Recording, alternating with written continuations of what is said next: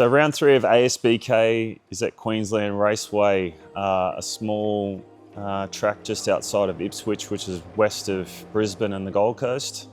Been a great track to me over the years, won a lot of races there on the 600 and a lot of races there on the Superbike.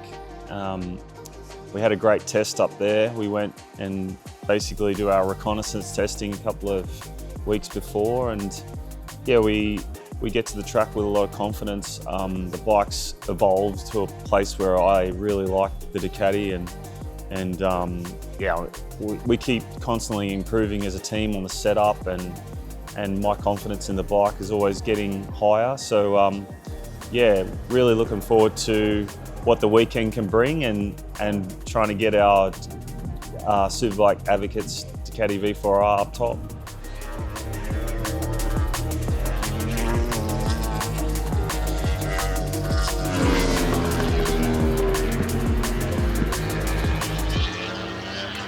So Friday practice has happened. Unfortunately, we had a problem in the first session. We actually had a fuel injector that was stuck open. It caused us to not be able to run the first session. We missed out on valuable track time, but having a setting already for the bike, our confidence was high that we could still go out there and be strong. The second session went pretty good. I think we were P4 and only a few tenths off the fastest time. And we managed to get a lot of laps in and try to just see how the bike was on used tyres towards the end of the session. And then in session 3 we improved again, which was great.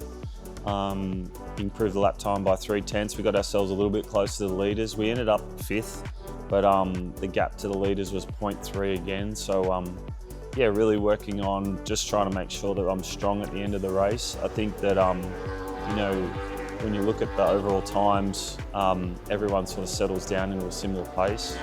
Yeah, just working on trying to be strong at the end of these long races and get ourselves in the best position as we can. Qualifying's on tomorrow, so we'll see how we go.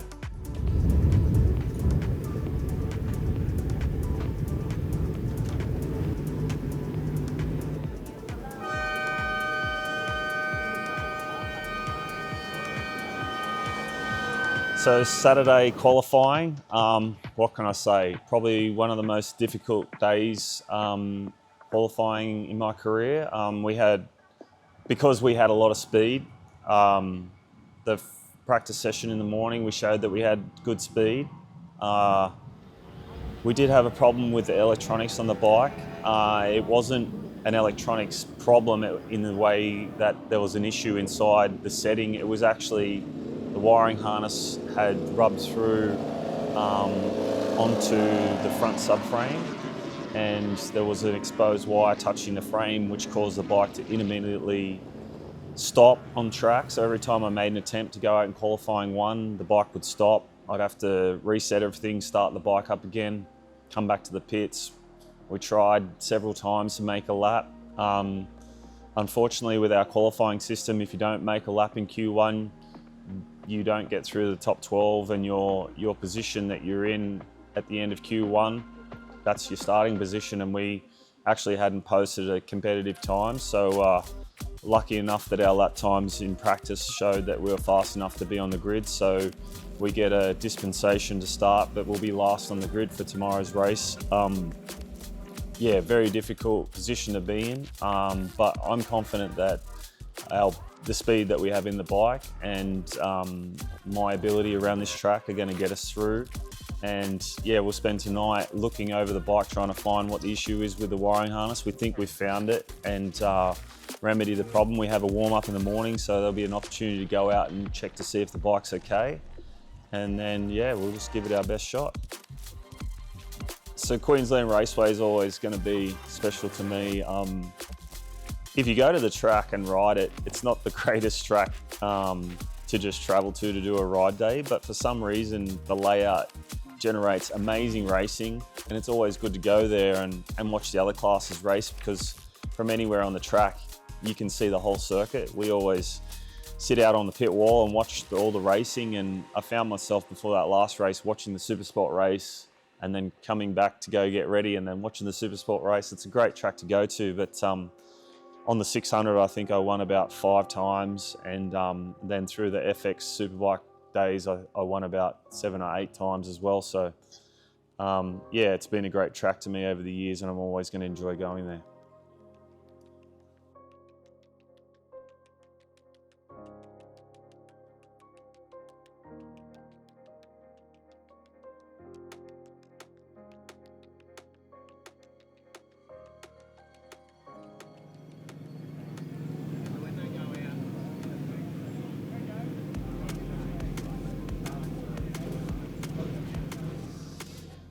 So race day Sunday, the morning warm-up went good, the bike worked well, we didn't have any problems with the electronics or the bike cutting out again. Race 1, like I said, we started from last position on the grid. I made quick work to get into the top 10 by the end of the first lap, and then once you get to like that 8th position point, it's really just a matter of chipping away, because the speed advantage that I had was only small, so I had to chip away and make sure that when I got to people that I made a pass straight away and didn't spend too much time stuck behind riders that were slower than me and get into their rhythm. Unfortunately for me, I ended up in a battle for 4th position on the last lap. I'd managed to catch the back of where the podium was. I could see Westy just ahead, but I knew that wasn't going to be possible with the laps that we had left. But to get 4th position on the final lap was, yeah, it was a good feeling to start from the back of the grid, and it showed that if we started up the front, we could have had something for the leaders. So all night Saturday night and all day Sunday morning, I was talking about how I'd love it if there was a red flag halfway through the race, being that we started from the back of the grid. If we could get ourselves, you know, halfway through the race into a top 6 position, if a red flag came out and we were to restart, that would be brilliant. Luckily for me, everything that I wished for happened. It rained at about lap 6 or 7 of race 2. And I've always been very confident in the rain, especially around Queensland Raceway, which is, you know, it's been a great track to me over the years. I think I hold the record for the most wins in Superbikes there. So I'd had 7 wins in Australian Superbikes, and then through the phase of when Australian Superbikes sort of went down and FX Superbike became the category to be in, I think I won a total of maybe 9 races in FX Superbike up at Queensland Raceway. So yeah, a lot of winning that I've done at the circuit. It suits me a lot with the heavy braking, and I've always been good at being able to square a corner off and get the bike upright and driving. But also at that track, it's very tricky in the wet because it's a flat surface and it holds a lot of water. So it takes a lot of confidence on the opening laps to try to get to the front and then lead and set the pace. Through the race, the red flag came out. The boys in the team did a great job of getting the bike switched over to a wet setting. That's Ty Lynch's crew there from South Australia looking at Allerton's bike. There you go, look, they're actually changing now on the back shock. One of the few bikes using YSS suspension, believe it or not. Looks like they surely are not changing whole rig shock. Look, they are. So we changed the rear shock to a completely different shock, and we changed the front fork spring, just one side, so that the overall bike was softer to deal with the wet conditions. We had the wet tyres in, and I think that we were the most prepared team in the paddock, mainly because I was talking about that's what I wanted all weekend, was starting from the back. We needed to be ready if a red flag came out to give me the best chance to win the race. And we only had a combined sight and warm-up lap, so we rode around the track, gridded up and had to race. But even on the sight lap, my confidence was high in the bike, and I knew that my best opportunity, being an 8-lap race, was to try to get to the front and then set myself a nice rhythm where I could maintain control of the bike and start to get a bit of a feel for the track, and that's the way it played out. I pretty much was in the lead by halfway through the end of lap 1. And Superbikes go. Oh, Westy spins it up and goes sideways on the line. Look at Allerton. He has charged forward from the second row of the grid like an absolute missile down in towards SW Motec Turn 1 on this first occasion. And Glenn Allerton has taken off like a rocket right up onto the back of Mike Jones's machine as he goes through Yamaha corner, and now we'll just ignite the afterburners on the Superbike Advocates Ducati. JJ Nahles has also got a great start on board bike number 20. The complete AV machine is also off to a great start. Yeah, JJ Nahles, what a great start for him. Under brakes first time. Allerton's gone in deep. He's not taken any time to warm up. Jones tries to go around the outside, but it is Allerton who takes the lead. And where is Josh Ward? And I was just paying attention to the pit board and not pushing too hard, just trying to make sure that I got really good grip and drive out of the hairpin corners, because the track was quite slippery on some of the transitions from new surface to old surface. You would drop off the new surface and then the bike would spin up. So I was actually spending a lot of time trying to get smooth, good drive, and watching the pit board and taking my time. And the pit board never got below sort of half a second. And then towards the end of the race, when I knew it was Westy that was behind me, I knew the desperation to win would be there as much as what it is for me to win a race. So the last 2 laps, I tried to really smooth it out and get as good a drive as I could, and I opened up the gap. And but Allerton is going to take his first win for a whole lot of time, his first ever win on a Ducati, as they come now through the final corner, out onto the start-finish straight, and it is Glenn Allerton on board the Superbike Advocates Ducati Panigale V4R that takes the win. Look at the excitement there from Allerton. Ant West will take second position in the end, 4.3 seconds behind. Allerton sets the fastest lap of the race at 1:20.590 on the last lap as Litras goes off the track at Racing Road. Josh Waters takes third place, Mike Jones in fourth, and JJ Nahles in fifth. Oh, congratulations, Glenn Allerton. What a ride. I'm really wrapped for Glenn. That is an amazing ride. How happy do you think he's going to be? Well, he is going to be absolutely over the moon, starting from the back of the grid. Well, his book, when it comes out, is going to be from last to first. That's what it's going to be called, because that was a sensational ride. Well, he made the change to the Ducati, hoping to get back up onto that top step of the podium, getting the congratulations from everyone. Glenn Allerton, well, I can't see the smile underneath that dark visor on his Arrow helmet, but I reckon it is an absolute mile wide at the moment.